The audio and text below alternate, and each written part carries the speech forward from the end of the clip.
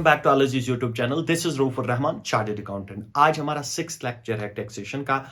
आज मैं कोशिश करूंगा इस टैक्सेशन को थोड़ा सा वाइंड अप करता हूं। मैं इसे ज्यादा इलॉबरेट नहीं करता क्योंकि अभी आपके पास टाइम भी उतना ज्यादा नहीं है। तो आज का हमारा जो टॉपिक है वो है income tax return. Income tax return पहले डिस्कशन में हल्का सा कर लेता हूं। इनकम टैक्स रिटर्न का मतलब क्या होता है? सर, इनकम टैक्स और आपने क्या देन भरनी है? रिटर्न। होता क्या है, हमें गवर्नमेंट को एक कैलकुलेशंस बतानी पड़ती है कि हमने साल में कितना कमाया। ये एक साल के बाद ही होती है जब आपका जो प्रीवियस ईयर, अगर आपको याद हो, डिस्कशन हो चुका है इस चीज का। प्रीवियस ईयर में जो कमाई होती थी, अगर आपको याद है, तो प्रीवियस ईयर में जो कमाई होती थी उसकी असेसमेंट अगले साल में होती थी, जिस साल को हम असेसमेंट ईयर कहते थे। तो उस साल में हमें एक रिटर्न फाइल करनी पड़ती है कि आप ऐसा मान लो कि एक हिसाब में देना पड़ता है सरकार को कि हमने कितने पैसे कमाए, कितने खर्चे किए और कितना टैक्स मेरे पे एप्लीकेबल होता है या कितना टैक्स पेएबल है। ये सारा डिस्कशन सर, इसमें हम क्या क्या लाते हैं? फॉर एग्जांपल, सर मैंने कमाई सैलरी से कितनी की, हाउस प्रॉपर्टी से कितनी कमाई है, बिजनेस से कितनी कमाई या लॉस है, आपकी कैपिटल गेन से कितनी कमाई, अदर सोर्सेज से कितनी कमाई है। ये सारी चीजों का हम जो डिस्क्लोजर करेंगे, हम डिस्क्लोज करेंगे उसको रिटर्न ऑफ इनकम में। ये आपके लिए कंपलसरी होती है, इंपॉर्टेंट आपको फाइल करनी है। और कब किसको कब इंपॉर्टेंट बन जाता है तो उसका डिस्कशन मैं करूंगा। लेकिन इससे पहले मैं आपको यह कह रहा था कि इनकम टैक्स रिटर्न होती क्या चीज है। रिटर्न क्या देना है हमें? हिसाब। मैं लेमन लैंग्वेज में आपको बता रहा हूं, हमें क्या देना है? अपनी इनकम, जो पूरे साल में हमने प्रीवियस ईयर में जो इनकम कमाई उसका हमें हिसाब देना पड़ता है सरकार को। याद होगा असेसमेंट ईयर में तो हम हिसाब देते हैं हमने कितने पैसे कमाए। और अगर आपको याद हो, मैंने कहा डिडक्शंस भी अवेलेबल है आपको। वो डिडक्शंस माइनस करने के बाद टैक्स कितना पेएबल बनता है उसका हिसाब किताब हम सरकार को देंगे। किसके जरिए देंगे? इनकम टैक्स रिटर्न के जरिए। Now let us discuss income tax return के टाइप्स क्या क्या है और किस किस को कंपलसरी है इनकम टैक्स रिटर्न फाइल करना। Now let us discuss. पहला मैंने जो सीन लिखा आप लोगों के लिए, मैंने लिखा compulsory filing of return. Return कब आपके लिए कंपलसरी फाइल करना है? वैसे अगर आप देखेंगे, मैंने यहां पे टाइप्स लिखा। मैं दो चीजें इमीडिएटली डिस्कस करूंगा, साथ साथ में डिस्कस करूंगा। पहला डिस्कशन किस किस को फाइल करना है और साथ में डिस्कशन इसके टाइप्स क्या क्या है। इन टाइप्स में डिटेल में नहीं जा सकता, ऊपर ऊपर से बता रहा हूं ताकि आप अपना ऑब्जेक्टिव कर सकते हैं। सर, अब पहला, कंपलसरी फाइलिंग ऑफ रिटर्न। किन लोगों को कंपलसरी रिटर्न फाइल करनी है? किसके? विद इन द इंडिया, यानी इंडियन जो रेजिडेंट्स होंगे उनके लिए। सर, पहला मैंने लिखा, अगर कोई कंपनी है या कोई फर्म है। कंपनी का डिस्कशन हो चुका है, फर्म का डिस्कशन हो चुका है। तो मैंने क्या कहा आपसे? मैंने कहा अगर कोई कंपनी है या कोई फर्म है, इनको क्या करना है? इनको कंपलसरी रिटर्न फाइल करनी है। इनके लिए कोई कंडीशन नहीं है। सर क्या मतलब कंडीशन है? जो अभी डिस्कशन में करूंगा इंडिविजुअल एचयूएफ, एओपी, बीओआई के बारे में, तब मैं कुछ और बताऊंगा।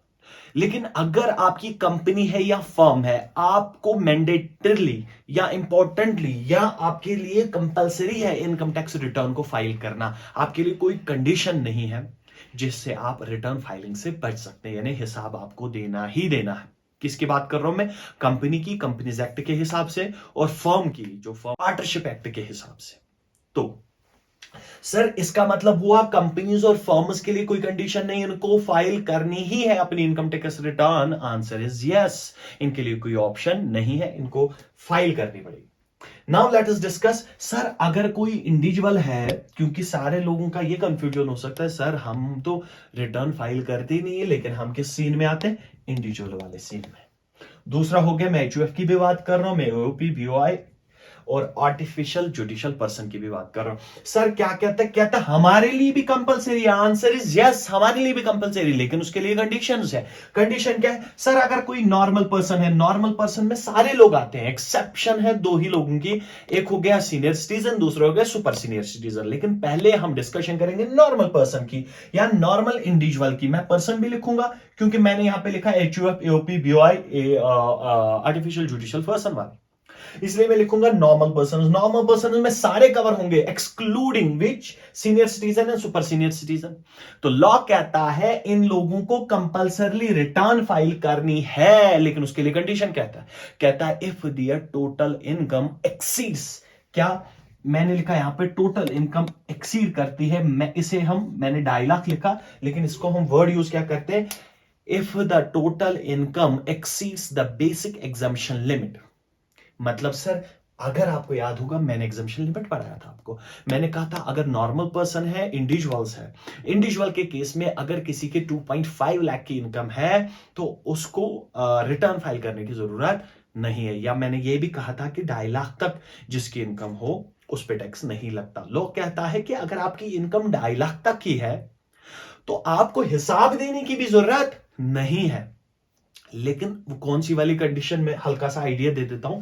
मैंने आपसे डिस्कस किया था कि हम क्या निकालेंगे, पहले इनकम सारे हेड्स की इनकम, जैसे हमारे पास हाउस प्रॉपर्टी का हेड था, हमारे पास सैलरी का हेड था, हमारे पास पीजीबीपी का हेड था, अदर सोर्सेज का हेड था, हमारे पास कैपिटल गेन का हेड था।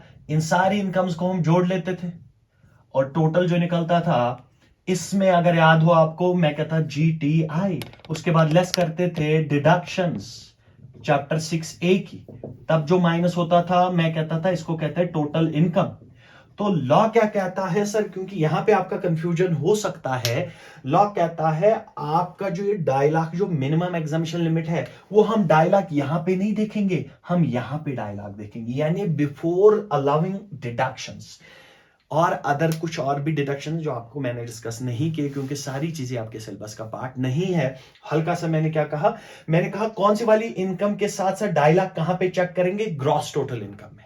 Sir before giving deductions, before allowing some deductions which are specified under chapter 6A, तो उन डिडक्शंस देने से पहले अगर आपकी इनकम 2.5 लाख से ऊपर चली जाती है तो आपके लिए कंपलसरी आप रिटर्न फाइल करें। सर अगर 2.5 लाख से ऊपर नहीं जाती क्या मुझे इनकम टैक्स रिटर्न फाइल करनी है, आंसर इज नो। लेकिन सर अब एक और डाउट है, अगर, क्योंकि मैं डिस्कस कर चुका, आपको थोड़ा सा और एक्सप्लेन कर रहा, अगर जीटीआई में माइनस, फॉर एग्जांपल मैं आपसे कह रहा हूं सर जीटीआई मेरा है 4 लाख रुपए और सर डिडक्शंस आपको पता है मेरे पास अवेलेबल डिडक्शन है 2 लाख रुपए और मेरा टोटल इनकम जो बन रही है, नेट इनकम जो है वो 2 लाख रुपए है। सर मैं तो बेसिक एग्जाम्पशन लिमिट से नीचे हूं, आंसर इज नो, क्योंकि मैंने कहा था चेक कहां पे किया जाएगा, जीटीआई में, ग्रॉस टोटल इनकम में चेक किया जाएगा आपकी इनकम 2.5 लाख से ऊपर हो रही है या नहीं हो रही।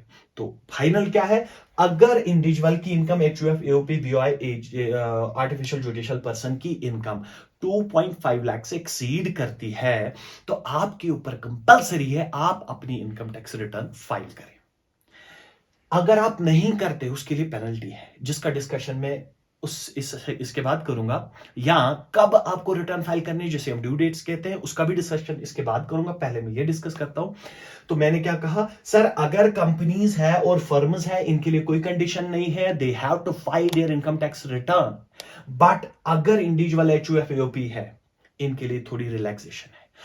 अगर उनकी इनकम, पहले नॉर्मल इंडिविजुअल्स की बात करो, अगर इनकी इनकम 2.5 लाख से एक्सीड नहीं करती तो इनको रिटर्न फाइल करने की जरूरत नहीं है। लेकिन अगर सर क्रॉस कर गया, अगर 2.5 लाख से ज्यादा है तो इनको income tax return compulsory file करनी है, मैंडेटरी है इन लोगों के लिए इनकम टैक्स रिटर्न फाइल करना। सर आपका डाउट होता, इसलिए मैंने यहां पे लिख लिया, मैंने कहा सर अगर कोई सीनियर सिटीजन है, सीनियर सिटीजन का बेसिक एग्जम्पशन लिमिट जो है वो है 3 लाख, इनके लिए लॉ ने, क्योंकि वर्ड जब लॉ एक्सप्लेन करता है, रिटर्न का एक सेक्शन है 139 सबसेक्शन 1, वो जब डिस्कस करता है वो कहता है अगर आपकी इनकम बेसिक एग्जम्पशन लिमिट से एक्सीड होती है, क्योंकि basic exemption limit senior citizen के लिए 3 लाख है, तो अगर आपकी इनकम, मैं सीनियर सिटीजन के बारे में बात कर रहा हूं, अगर सीनियर सिटीजन की इनकम 3 लाख से एक्सीड नहीं करती तो सीनियर सिटीजन को रिटर्न फाइल करने की जरूरत ही नहीं है। तो अगर उनकी इनकम 3 लाख से एक्सीड करती है तब उनके लिए कंपलसरी रिटर्न फाइल करना, अगर 3 लाख से कम है तो उनके लिए मैंडेटरी नहीं है इनकम टैक्स रिटर्न फाइल करें। थर्ड कैटेगरी हमारी आती थी सुपर सीनियर सिटीजन। अगर सुपर सीनियर सिटीजन है तो लॉ कहता है अगर उनका, क्योंकि मैं फिर से रिपीट कर रहा हूं, मैंने कहा सेक्शन कहता है अगर आपकी बेसिक एग्जाम्पशन लिमिट एक्सीड नहीं होती तो सुपर सीनियर सिटीजन के लिए बेसिक एग्जाम्पशन रखी गई 5 लाख की। तो सुपर सीनियर सिटीजन का अगर इनकम 5 लाख से एक्सीड करता है तब जाके उनको रिटर्न फाइल करनी है, लेकिन अगर उनकी इनकम 5 लाख या 5 लाख से कम है तो उनको इनकम टैक्स रिटर्न फाइलिंग करने की जरूरत नहीं है। तो ये था डिस्कशन। मैं ये वाला इंडिविजुअल एचओएफपीओपी आ गया आपका नॉर्मल पर्सन्स में, तो इसके लिए 2.5 लाख की लिमिट है, और सीनियर सिटीजन के लिए 3 लाख का लिमिट है, और सुपर सीनियर सिटीजन के लिए 5 लाख का लिमिट है। नाउ ये था डिस्कशन इसके ऊपर। इसके बारे में बहुत सारा डिस्कशन है, लेकिन आपके सिलेबस का पार्ट वो नहीं बनेगा। अभी मैं डिस्कस करता हूं रिवाइज्ड रिटर्न। सर अब मैं प्रिज्यूम कर लेता हूं हमें रिटर्न फाइल करनी है। Our income exceeds the basic exemption limit, we have to file a return. Sir अब मैंने क्या किया, मैंने रिटर्न फाइल कर दी। अब इंसान है, गलतियां तो हो सकती, अगर मुझसे कोई गलती हो गई, कोई प्रॉब्लम हो गई, या मुझे कोई इनकम शो करनी थी नहीं कर पाया रिटर्न में, या हिसाब गलत हो गया, कोई भी मसला हो गया और मुझे ये मसला पता चल चुका है, तो मुझे इसको ठीक करने का ऑप्शन दिया गया। लॉ कहता है आप अपनी रिटर्न को ठीक कर सकते हैं। मैं अपनी रिटर्न कहां पे ठीक कर सकता हूं, इसके लिए लॉ ने ऑप्शन रखा रिवाइज्ड रिटर्न। एक हो गए जब मैं नॉर्मल पहली वाली रिटर्न फाइल करूंगा तो वो नॉर्मल रिटर्न हो गई, लेकिन अगर मुझे कोई गलती मिली या कोई भी मसला था उसमें, मैंने अब उस चीज को ठीक करना है, तो लॉ कहता है आप अपनी रिटर्न को रिवाइज करो, यानी आप दूसरी रिटर्न डाल दो।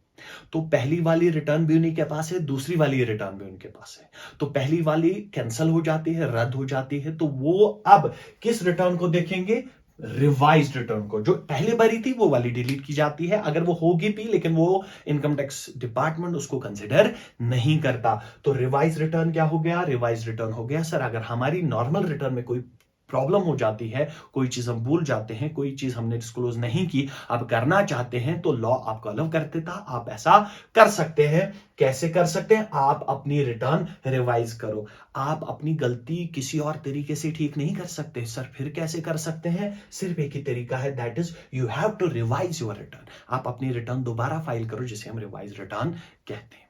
Now there is another topic which is called belated return.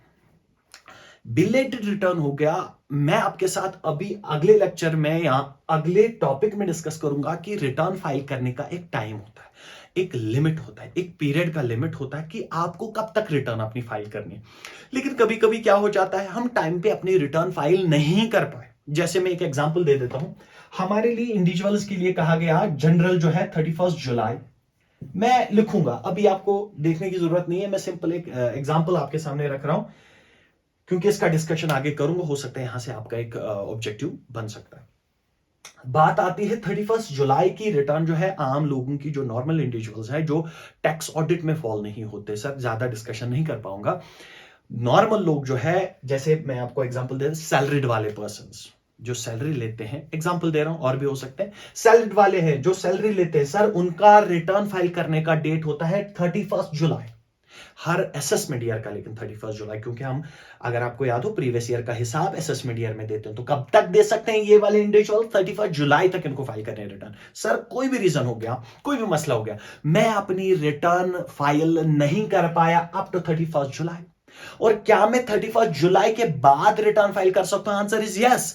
उस रिटर्न को हम कह सकते हैं belated return. Belated return sir overall मतलब क्या हुआ, ओवरऑल मतलब हुआ जो रिटर्न आपने अपने ड्यू डेट पे फाइल नहीं की या ड्यू डेट के बाद फाइल की, उस रिटर्न को हम कहते हैं बिलेटेड रिटर्न। तो वैसे भी अगर आप एज इट्स नेम सजेस्ट बिलेटेड, यानी टाइम के बाद या डेट के बाद, उसे हम कहते हैं बिलेटेड रिटर्न। तो पहला था नॉर्मल रिटर्न, फिर मैंने कहा रिवाइज रिटर्न, अगर नॉर्मल में कोई प्रॉब्लम है तो रिवाइज फाइल कर सकते हैं। उसके बाद हो गया बिलेटेड रिटर्न, अगर आपने टाइम पे नहीं भरी, टाइम के बाद। सर इसके लिए भी कोई टाइम पीरियड है, यस इसके लिए भी कोई टाइम पीरियड है, कब तक आप बिलेटेड भी फाइल कर सकते हैं। उसके बाद और एक लिमिट है कि इसका, फॉर एग्जाम्पल जैसे इसका बिलेटेड रिटर्न एग्जांपल दे रहा हूं, डिस्कशन ज्यादा नहीं कर सकता। बिलेटेड रिटर्न कहता है law 31 December of assessment year का, या डिपार्टमेंट की तरफ से अभी तक आपकी असेसमेंट नहीं हुई, यानी डिपार्टमेंट ने आपका हिसाब अभी तक, सिंपल लैंग्वेज में, ले लैंग्वेज में, डिपार्टमेंट ने अभी तक आपका हिसाब चेक नहीं किया।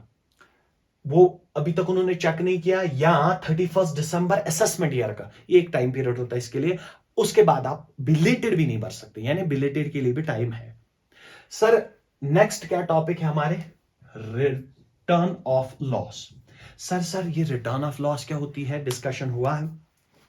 मैंने अभी आपसे कहा कि चाहे कोई इंडिविजुअल हो या कोई एओपीपीआई, इनके लिए मैंने एक लिमिट रखी, क्योंकि मैं कंपनीज के बारे में डिस्कशन करूंगा भी, लेकिन उनके लिए जरूरी नहीं है, क्योंकि उनका चाहे प्रॉफिट हो या लॉस हो, फर्म और कंपनी के बारे में।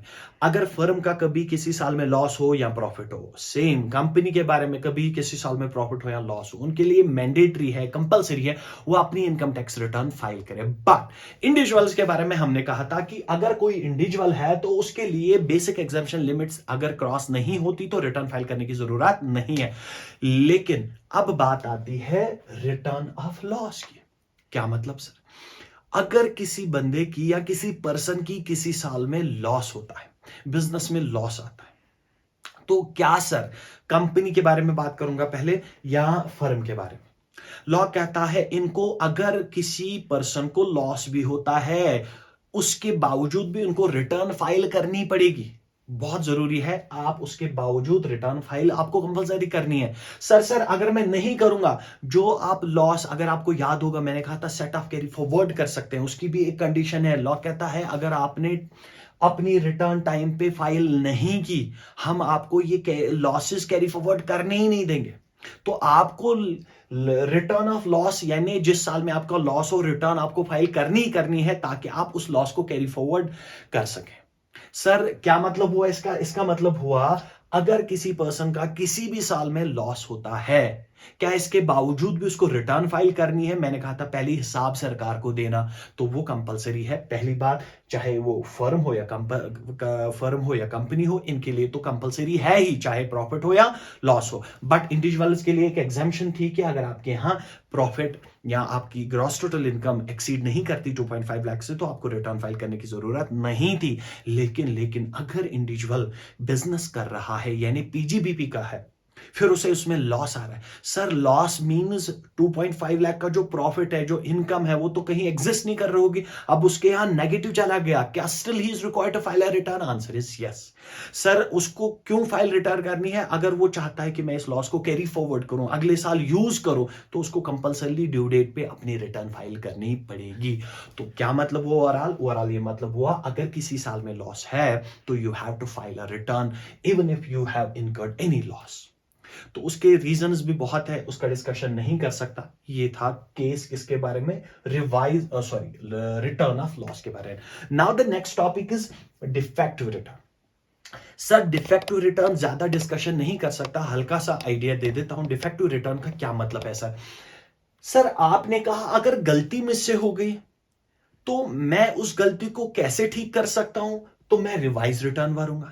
लेकिन अगर मैंने गलती की और मुझे गलती नहीं पता चली, या मेरी रिटर्न में कोई प्रॉब्लम है लेकिन मुझे नहीं पता, अब ये गलती, ये डिफेक्ट किसने पकड़ा? डिपार्टमेंट ने पकड़ा, इनकम टैक्स ने डिफेक्ट पकड़ा। अगर इनकम टैक्स ने डिफेक्ट पकड़ा, अब इनकम टैक्स आपको बताएगा आपने ऐसी प्रॉब्लम इस रिटर्न में की है, जो आपने रिटर्न फाइल की, सर लॉ कहेगा उसे your return is a defective return. क्यों? क्योंकि आपकी रिटर्न में कोई डिफेक्ट होगा, कोई प्रॉब्लम होगा, किसी चीज तरीके की भी प्रॉब्लम हो सकती है, कोई इंफॉर्मेशन गलत हुई, कुछ भी हो गया। तो अगर आपने आइडेंटिफाई की, हल्का सा डिफरेंस है। अगर आपने खुद आइडेंटिफाई की फिर ठीक कर दी, तो आप रिवाइज रिटर्न फाइल करेंगे। लेकिन अगर आपने गलती की लेकिन आपको पता नहीं चला, डिपार्टमेंट ने गलती को आइडेंटिफाई किया, मिस्टेक को आइडेंटिफाई किया, डिफेक्ट को आइडेंटिफाई किया, तो उस टाइम पे क्या होगा, आपकी रिटर्न को डिफेक्टिव रिटर्न कहा जाता है। उसके बाद असेसिंग ऑफिसर आपको 15 डेज का, क्योंकि डिस्कशन ज्यादा नहीं है, असेसिंग ऑफिसर आपको 15 डेज का टाइम दे देता है, आप अपने रिटर्न को अगेन क्या करिए, रिवाइज रिटर्न करिए। तो ये डिस्कशन था डिफेक्टिव रिटर्न का। ये ओवरऑल हमने कहा था आईटीआर, इनकम टैक्स रिटर्न। वैसे हल्का सा आइडिया दूं, टोटल आईटीआर जो होते हैं 7, आईटीआर 1 2 3 4 5 एंड 7, किसके लिए कौन सा एप्लीकेबल है ज्यादा डिस्कशन नहीं कर सकता। लेकिन टोटल आईटीआर कितने होते हैं? टोटल आईटीआर होते हैं 7 होते हैं। ITR 1 2 3 4 5 6 and 7। ये अलग अलग, जैसे कंपनीज के अलग आईटीआर है, इंडिविजुअल्स के लिए अलग ITR है। तो ये अलग अलग कैटेगरी के लिए है, क्योंकि उसका डिस्कशन आपके सिलेबस का पार्ट नहीं बनेगा, इसलिए मैं ज्यादा डिस्कस नहीं करूंगा। This is income tax return. अब हम नेक्स्ट टॉपिक डिस्कस करते हैं। Now let us discuss some important terms. वो इंपॉर्टेंट टर्म्स क्या क्या है, मैंने हल्का सा इनका डिस्कशन बार बार किया है लेक्चर्स में, बट मुझे लगता है कि ये चीजें आपके आइडिया में होनी चाहिए। वो चीजें क्या क्या है? पहला है हमारा TDS, याद होगा आपका डिस्कशन हो चुका हल्का हल्का। तो मैंने क्या लिखा? TDS का मतलब होता है tax deduction at source. Sir ये एप्लीकेबल कब होता है? मैंने दो चीजें लिखी है इसमें, डिडक्टर या पेयर, यानी जो काटेगा, किसके ऊपर काटेगा, किसके लिए, कब, किसके अगेंस्ट काटेगा, या डिडक्टी या पेई, यानी जिसको हम पैसे देने वाले हैं। फॉर एग्जाम्पल क्या है? मुझे इसको कोई पेमेंट देनी है, पेमेंट बीच में सरकार आ जाती है, वो कहती है आपने TDS काटना पड़ेगा। कौन आती है? सरकार, यानी गवर्नमेंट, इनकम टैक्स डिपार्टमेंट कहता आपने TDS काटना पड़ेगा। ये आपके लिए कंपलसरी लगा देता है, लेकिन कंडीशन किसके ऊपर है? कंडीशन है डिडक्टर या पेई के ऊपर, या सॉरी डिडक्टर और पेयर के ऊपर। क्या मतलब sir? The person who page the amount, जो पेमेंट कर रहा है उसको हम कहते हैं डिडक्टर, क्योंकि पेयर जो पेमेंट कर रहा है उसको हम वैसे कहते हैं पेयर। अब उसी को TDS काटना पड़ेगा इसकी पेमेंट में। तो मैं आपको एक एग्जांपल से समझा देता हूं। सर इसको पेमेंट करनी है 10 लाख की। मान लो TDS का जो प्रोविजन है वो कहता है आपने 10% काटना पड़ेगा। तो अब हो गया क्या सीन सर? इसका 10% क्या बनेगा? 1 लाख रुपए। तो इसका मतलब होगा ये इसको डायरेक्टली 9 लाख दे देगा, और 1 लाख किसको देगा? गवर्नमेंट को। 1 लाख रुपए गवर्नमेंट को देगा, किसकी सूरत में? TDS की सूरत में। तो ये प्रोविजंस कब कब एप्लीकेबल है? जैसे एप्लीकेबल है सैलरी पे, जैसे एप्लीकेबल है आपकी सैलरी पे, जैसे एप्लीकेबल है आप अगर sale of land and building करते हैं, तो इसके बहुत सारे, आप इंटरेस्ट पे करते हैं, बहुत सारे सेक्शंस हैं जिनके ऊपर ये एप्लीकेबल है। लेकिन एप्लीकेबिलिटी आपका प्रोविजन में नहीं बता सकता, क्योंकि वो n नंबर ऑफ प्रोविजंस है। लेकिन आपके लिए मैंने इंपॉर्टेंट जो ये टर्म थी कि वो TDS का क्या मतलब है? TDS का मतलब है tax deduction at source. Sir जो काटने वाला होगा टैक्स, उसको हम कहते हैं डिडक्टर या पेयर जो होता है, और जिसके ऊपर काटा जाएगा, जिसका होगा वो पैसा, उसको कहते हैं डिडक्टी या पेई, यानी the person who receives the money. तो इसलिए मैंने हल्का सा एग्जांपल दिया, अगर 10 लाख है, 10% काटना है, तो 9 लाख के इसको दे देगा, 1 लाख सरकारी खाते में डिपॉजिट कराएगा एज अ TDS। वो ऑब्वियसली इसके पैन नंबर पे होगा, उसका डिस्कशन में नहीं करूंगा। तो ये था हमारा TDS। उसके बाद आता है TCS। TCS का मतलब होता है टैक्स कलेक्टेड एट सोर्स या टैक्स कलेक्शन एट सोर्स। क्या मतलब होता है? ये इसका थोड़ा सा अपोजिट है। ये फॉर एग्जाम्पल अगर मैं परचेज कोई कार करता हूं, अगर मैं कोई गाड़ी खरीदता हूं, क्योंकि इसके लिए कोई कंडीशन है 10 लाख ऊपर वैल्यू होनी चाहिए गाड़ी की, क्योंकि वो डिस्कशन मेरा पार्ट नहीं है, मैं भी आपको हल्का सा आइडिया दे रहा हूं। TCS tax collection at source. तो यहां पे एक तो हो सकता है, अगर मैं गाड़ी परचेज कर रहा हूं तो I will be the buyer, and जो सेलर होगा, जो गाड़ी सेल करता है, तो सरकार अब इस बार आपसे क्या कहेगा? TCS कलेक्ट करो। लेकिन क्या मुझसे कहेगा? क्योंकि आई एम द पेयर, मैं देने वाला, आंसर इज नो। तो इस बार सरकार किसके ऊपर प्रोविजंस एप्लीकेबल कराता है? सेलर के ऊपर। तो किसको देना पड़ेगा? सेलर को देना पड़ेगा। इसका मतलब सर फॉर एग्जांपल अगर मेरी गाड़ी 10 लाख की है, तो सेलर मुझसे प्लस फॉर एग्जांपल 10% मेरा TCS है, तो सेलर मुझसे मांगेगा 10 लाख प्लस 1 लाख किसका? TCS का। टोटल हो गए 11 लाख। तो सेलर मुझसे मांगेगा 11 लाख रुपए, 10 लाख अपनी जेब में रखेगा, और 1 लाख मेरे नाम से कहां जाएगा? गवर्नमेंट के पास एज अ TCS। तो इसका हम वर्ड यूज क्या करते हैं? Tax collection at source. इसका भी लंबा डिस्कशन है, लेकिन आपका पार्ट नहीं बनेगा। उसके बाद आता है एडवांस टैक्स। आपके लिए ऑब्जेक्टिव यहां से बन सकता है, एडवांस टैक्स हर पर्सन के लिए एप्लीकेबल है। लॉ कहता है कि आप एडवांस टैक्स कब देंगे? मैंने लिखा इफ टोटल टैक्स पेएबल, लेकिन ये एस्टिमेटेड टैक्स होगा।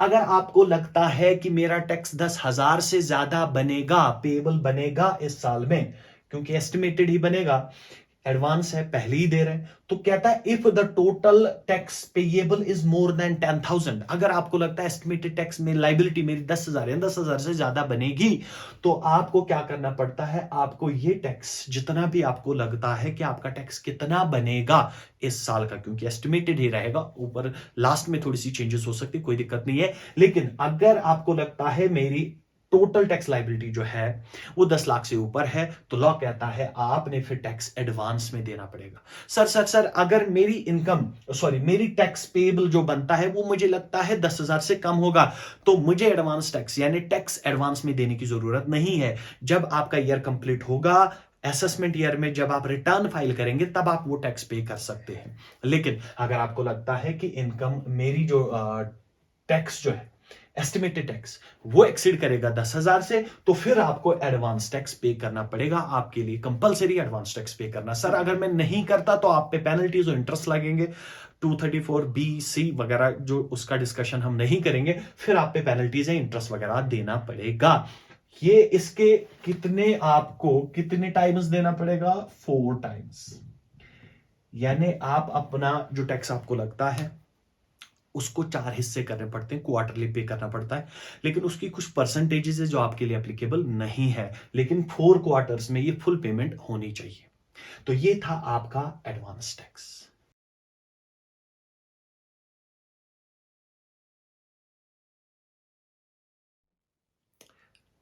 Our next topic is due date of filing ITR.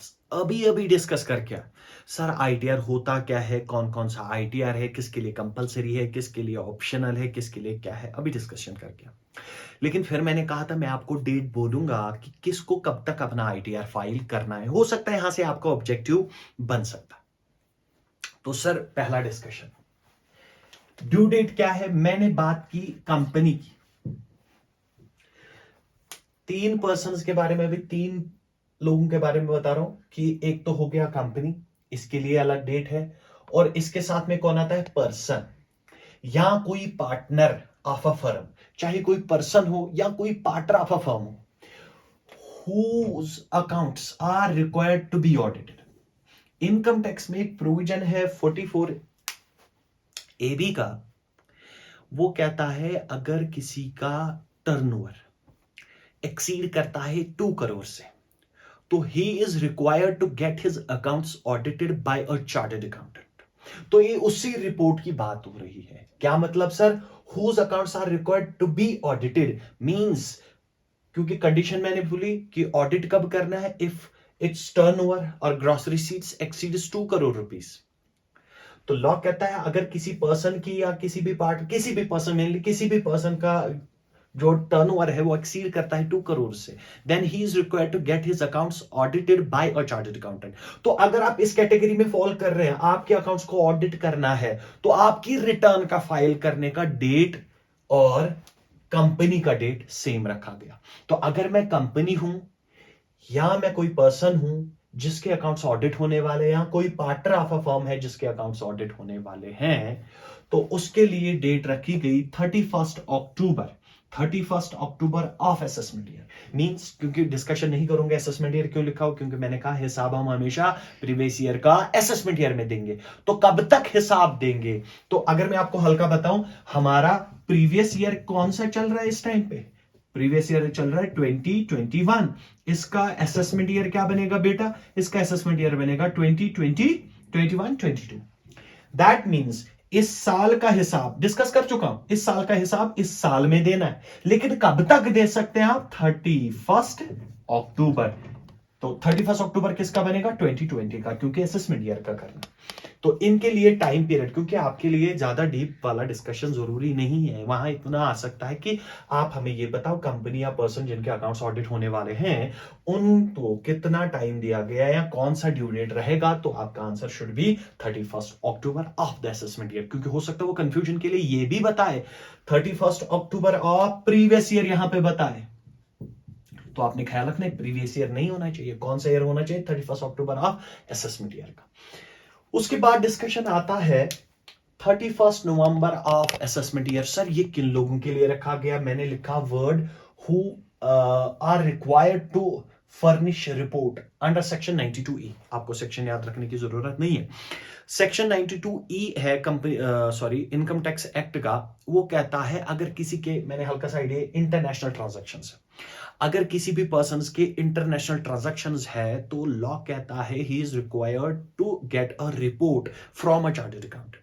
तो उससे एक, अगर मैं क्या कहूं, मैं कोई इंटरनेशनल ट्रांजैक्शंस कर रहा हूं, तो लॉ कहता है मेरे लिए जरूरी है मैं किसी चार्टर्ड अकाउंटेंट से एक रिपोर्ट ले लूं उन इंटरनेशनल ट्रांजैक्शंस के बारे में। किस टाइप का रिपोर्ट डिस्कशन का पार्ट नहीं है। तो अगर मुझे ऐसा रिपोर्ट लेना है, मींस मैं इंटरनेशनल ट्रांजैक्शंस कर रहा हूं, मुझे इसके लिए चार्टर्ड से रिपोर्ट लेनी है, तो मुझे मेरी जो रिटर्न फाइल करने की डेट होगी वो होगी 30 क्या नवंबर। असेसमेंट ईयर तो है ही है, यानी मुझे कितना टाइम मिलेगा, मुझे असेसमेंट ईयर मींस 21-22 में कब तक टाइम मिलेगा, 30 नवंबर। 22 का बनेगा वो 30 नवंबर 22 का।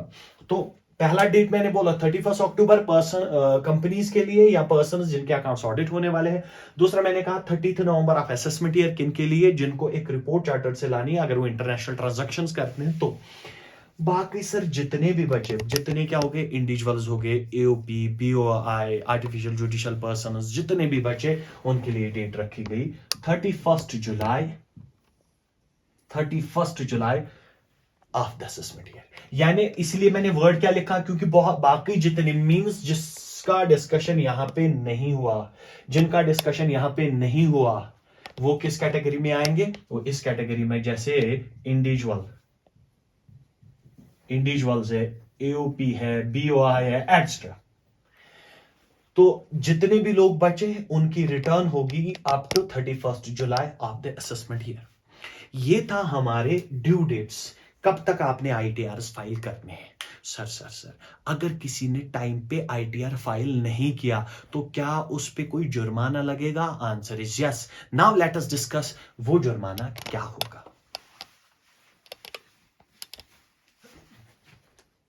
नाउ लेट अस डिस्कस कि अगर हमने ड्यू डेट पे रिटर्न फाइल नहीं की तो उसके कॉन्सिक्वेंसेस क्या रहेंगी।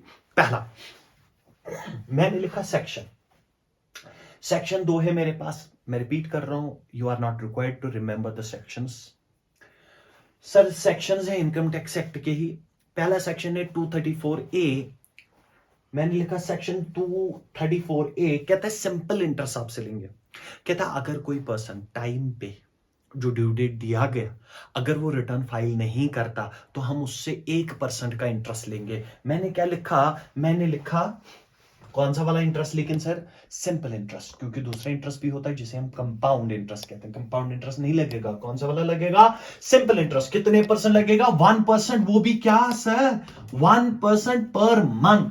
यानी आप जब तक फाइल रिटर्न नहीं करते लगातार तब तक आपको 1% लगेगा। सर हल्का सा आपके अपने वैसे याद रखना है, 1% लगेगा इंटरेस्ट पर मंथ, लेकिन पर ईयर नहीं लिखा हो, पर मंथ लिखा। अगर पर ईयर देखा जाए तो वो 12% बनेगा, लेकिन वहां वर्डिंग है पर मंथ आपको कितना देना पड़ेगा, 1%।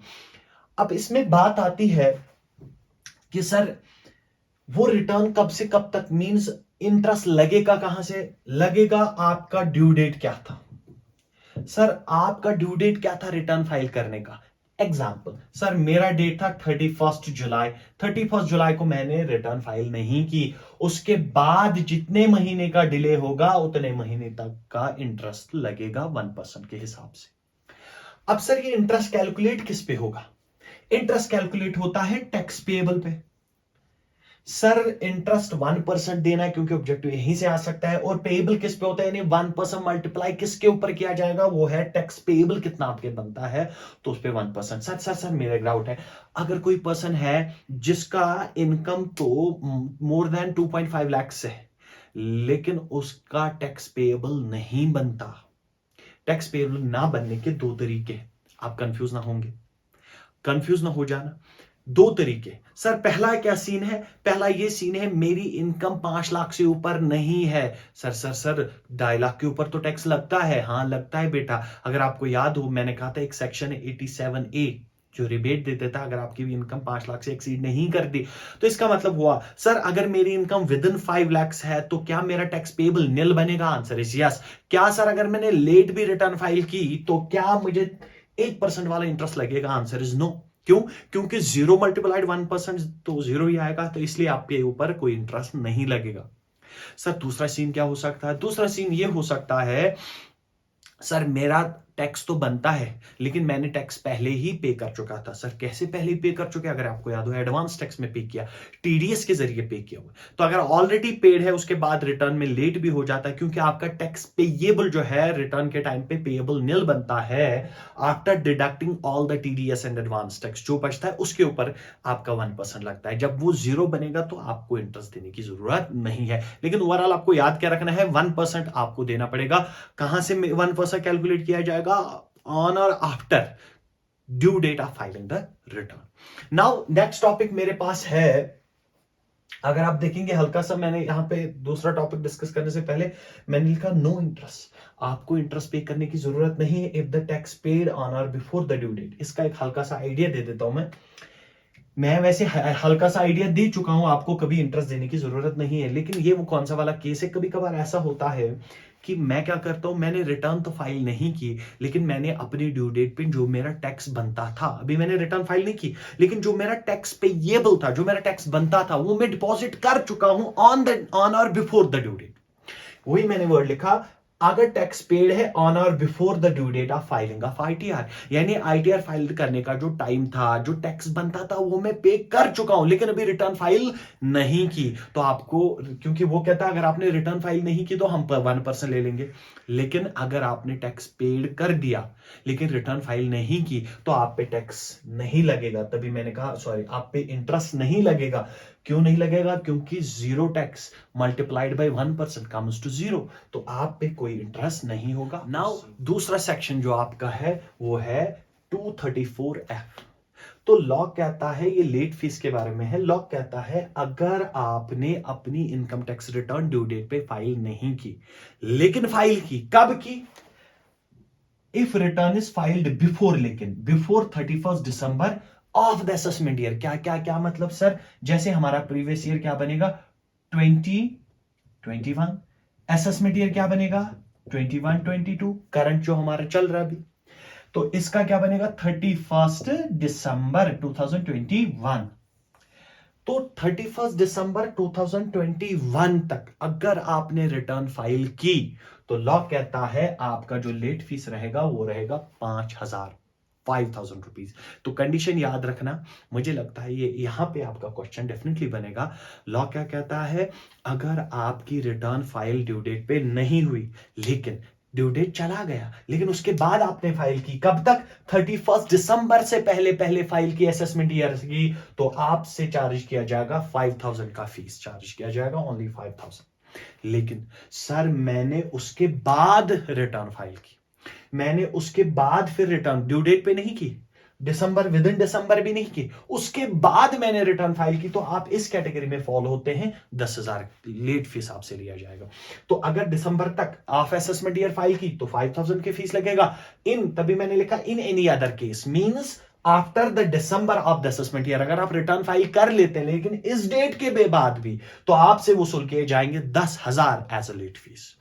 बट लॉ ने कंडीशन कही, लॉ ने कहा अगर, मैंने कंडीशन क्या लिखी, अगर किसी की टोटल इनकम एक्सीड नहीं होती 5 लाख से, अगर कोई, अब जिसकी इनकम ज्यादा नहीं है तो लॉ कहता है अगर किसी की टोटल इनकम एक्सीड नहीं होती है 5 लाख से तो उसका फीस पेएबल हर केस में रहेगा 1,000 रुपीज। 3 कंडीशन बनी। क्या मतलब सर? मैं ओवरऑल सम अप कर देता हूं। क्या मतलब बना? मतलब यह बना कि अगर सर मेरी जो इनकम है वो 5 लाख से ज्यादा है तो 2 कंडीशंस एप्लीकेबल है।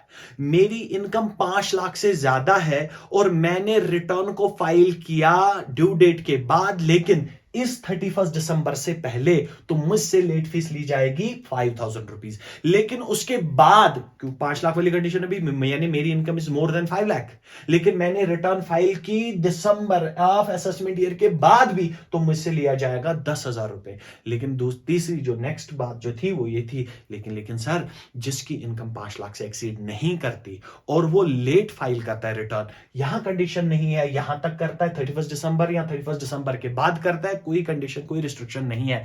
लेकिन रिस्ट्रिक्शन क्या है, अगर आपकी इनकम 5 लाख से ज्यादा नहीं है तो आपसे वसूल किया जाएगा ओनली 1,000 रुपीज। तो ये था डिस्कशन अगर आप रिटर्न फाइल नहीं करते। इसके बारे में बहुत सारा डिस्कशन है, आपके सिलेबस के लिए मुझे इंपॉर्टेंट यही लगता है, तो इतना आप याद रखिए।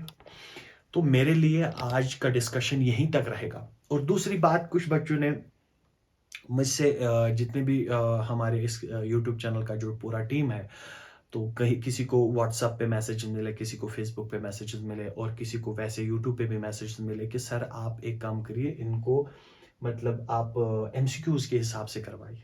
तो उसमें मेरा एक मसला है कि अगर मैं आपको एमसीक्यू के हिसाब से पढ़ाऊंगा तो फिर आप वो एमसीक्यूज याद रखेंगे।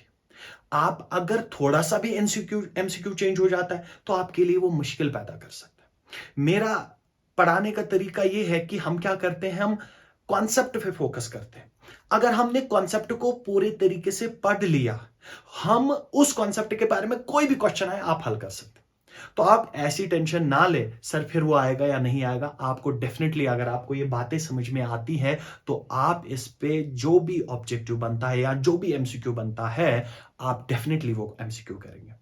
इसलिए आप फोकस करें, सर ने क्या कहा इस पे फोकस करें। एमसीक्यू क्या बनेगा कोई दिक्कत नहीं है, आपको एमसीक्यू ऑटोमेटिकली आएगा अगर आपको ये डिस्कशन समझ में आता है तो आप उस पे ना जाइए सर इसका डिस्कशन उसका डिस्कशन, आप सिर्फ फोकस करें सर ने क्या कहा, दिमाग में बिठाइए इन चीजों को। अगर ये बैठ जाती है डेफिनेटली यू विल सक्सीड। तो इनकम टैक्स पे बहुत सारा टॉपिक सभी भी है, लेकिन मेरे ख्याल से इतना आपके लिए मोर देन सफिशिएंट है। तो हमारा जो इंशाल्लाह नेक्स्ट लेक्चर होगा, that lecture will be about indirect taxes. Good luck, have a nice day.